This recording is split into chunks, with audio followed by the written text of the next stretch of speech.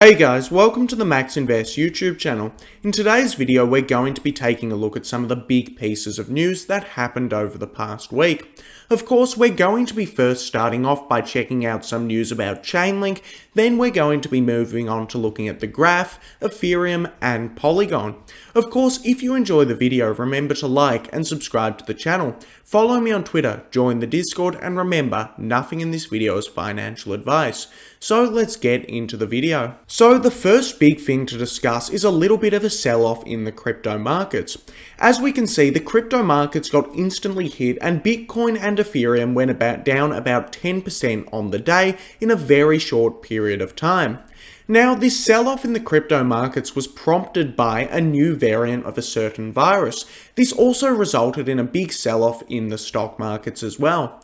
Now, in my opinion, more economic instability, more jobs instability, and even worse conditions is actually more and more bullish for both crypto and stocks. Now, the reason for this is because the Federal Reserve were about to raise rates. Of course, if they need to have extra shutdowns, they won't raise rates. They'll continue to print money, and this should continue to boost the markets. Of course, this is a little bit ironic and a little bit silly, however, this has been how it's worked for the past year, and if we continue to see new variants and new struggles, more money will probably be printed and the markets should be able to hold up, so that's an interesting thing that I've been thinking about a little bit. However, I do believe that this is a bit of a short-term sell-off. We got a 10% pullback and cryptos are all still at pretty high prices, more or less. Now, the next thing that I want to discuss is a tweet by Sergey Nazarov. Essentially, Sergey Nazarov just said superlinear staking is being worked on to increase security and fees. So we actually got a confirmation tweet by Sergey Nazarov about staking.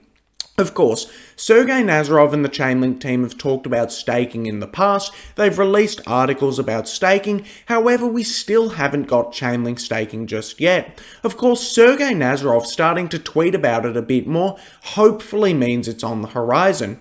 If I had to predict when staking would be ready by, I'm hoping for an announcement by the end of this year, and I'm hoping we can see staking sometime during 2022. Of course, this is all just speculation, and it does seem to be taking a while. Now, in a couple of days, I'm going to be doing a video on what Chainlink staking actually is. I just need a little bit more time to research this video and make sure I get everything correct. However, staking Chainlink is very different to staking on a blockchain. Essentially, if I'm staking my Ether on the Ethereum blockchain, what I'm doing is I'm taking part in securing the network and providing consensus to the network. The main point of staking is to give consensus to a blockchain. Of course, we know Chainlink isn't actually a blockchain. Chainlink is an infrastructure project that sits on top of blockchains. So Chainlink doesn't need consensus in the same way that other blockchains do. Essentially, what Chainlink staking does is it's made to help out the validator nodes and provide additional security to the Chainlink network. This will mean that it makes it a lot harder to attack the Chainlink network. It will also mean that the Chainlink network will get more fee revenue, and overall it should make the network more long-term sustainable, which is good to see. However, you will need to stay tuned for my video that will be dedicated to Chainlink staking, what exactly it is, when I believe it will come out, and how you'll be able to do this. So the next big bit of news I wanted to briefly discuss with Chainlink is Chainlink Longs keep climbing. This means more and more people are going long on Chainlink on Bitfinex. It doesn't matter about the price, they just keep going higher. Of course, this may be a signal that doesn't tell us anything at all, or it may be a signal that some people know something and Chainlink is about to go up. Last time we saw Chainlink's longs go up, the price was going parabolic.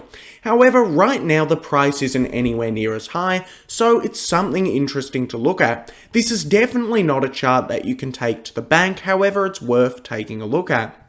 Now, the next bit of news that I want to discuss is from the Graph protocol. Essentially, Zksync have said that they're going to be indexed by the Graph protocol. Now, Zksync is a leading layer 2 solution on top of the Ethereum network. In fact, it's one of the layer 2 solutions that I'm most excited about. Zksync are a very good layer 2. What they're doing is they're making technology that allows applications to easily deploy to their layer 2. They want to be one of the leading layer 2s, and they have a whole bunch of good stuff going for them. Now, they've essentially said that they want the graph protocol to index the whole layer 2. Of course, this means that anytime someone interacts with Zksync, they're going to be querying the graph. If you don't know what the graph is, I have done a few videos on the past about it, but all it does is it indexes protocols, and every time someone sees a display of information made by the graph network is essentially paid in fees. So this is very good for both Ethereum and the graph, and something to look out for. Now, the next big bit of news is surrounding Polygon. Essentially, Uniswap is about to deploy on Polygon. Now, what Polygon currently have is they have a fork of Uniswap, which is called QuickSwap. Now, Uniswap and QuickSwap are essentially the same. However, it's good to see more Ethereum applications deploying on Polygon. We know that Polygon is very aligned with the Ethereum network. Polygon wants to become a layer 2, and it's good to actually see all of the applications get on. Now, I am quite surprised to see this taken so long. However, it's better now than never. Now, the next big piece of news for Polygon is the Switzerland National Post Office just launched a big NFT collection on Polygon. Of course, what the Switzerland National Post Office are doing is they're allowing individuals to do NFTs of specific postal stamps. Now, in my opinion, this is very cool. Essentially, what the Switzerland National Post Office are doing is they're trying to come on chain. They're starting to make all of their postal stamps into NFTs, and they've already launched off a big NFT collection to do this. Of course, something like a postal stamp would be very easy to make into an NFT.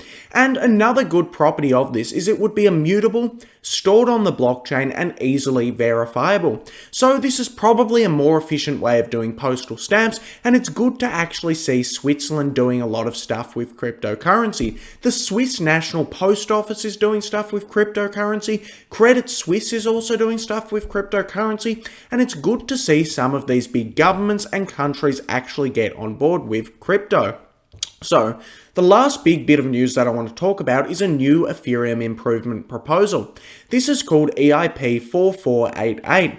Essentially, the point of this is to decrease transaction cool data cost and add a limit of how much total transaction cool data can be in a single block. So essentially what this is going to do is it's going to make the costs of posting cool data about 5 times less.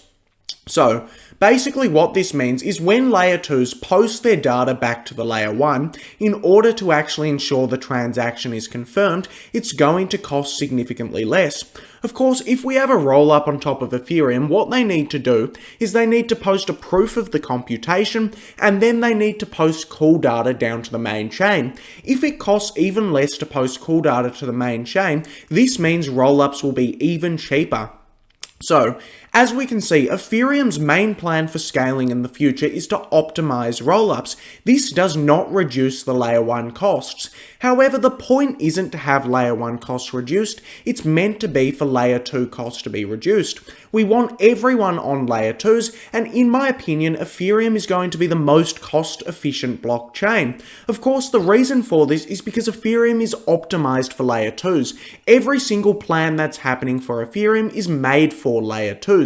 We want all of these rollups to be as cheap and as efficient as possible, and the layer 1 is purely used for settlement. Of course, I do love to see this, and it makes me hyper bullish about Ethereum going into the future. Anyway, that brings us to the end of the video. If you enjoyed the video, remember to like and subscribe to the channel, and thanks for watching the video.